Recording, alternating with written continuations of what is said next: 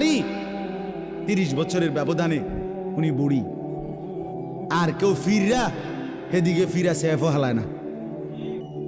আজ যেই যুবতী, যেই বেহায়া নারী, বেপর্দা মহিলা বাজারে বাজারে ঘুরতো, যৌবন, আরে সেটা তার সম্পদ না, তারটা হইলে তো নিজের হইলে তো সে কখনোই বুড়া হইতো না। আল্লাহ তাআলা বলছে, আমি যখন যৌবন শেষ করে দিলাম তো এখন আর কোন পুরুষ তার দিকে ফিররা থুতুও বালায় না। দুনিয়া এক অবস্থায় থাকে না। রাস্তা দিয়ে বেহাইয়া নারীদের চলাফেরা দেখলে মনে হয় যেন এরা একেবারেই স্বাধীন কথা বলে। এগুলোকে যদি বলা হয় বুকের মধ্যে ওন্না দেওয়া না কেন, সাথে সাথে বলবে এই মিয়া নজর খারাপ নাকি? আমগো নজর খারাপ তার নাকি তোমার চাল চরিত্র খারাপ?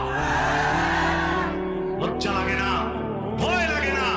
এত দর্শন হইতেছে, এত রকমের বিপদ হইতেছে, এরপরেও মেয়েরা ছেলেদের মতন পোশাক পইরা, টাইট ফিটিং জামা কাপড় পইরা, আরে গান্ধীর পাড়ের মধ্যে গেলে চোখ নামাইয়া একজন আল্লাহওয়ালা মানুষ হাঁটতে কষ্ট হয়,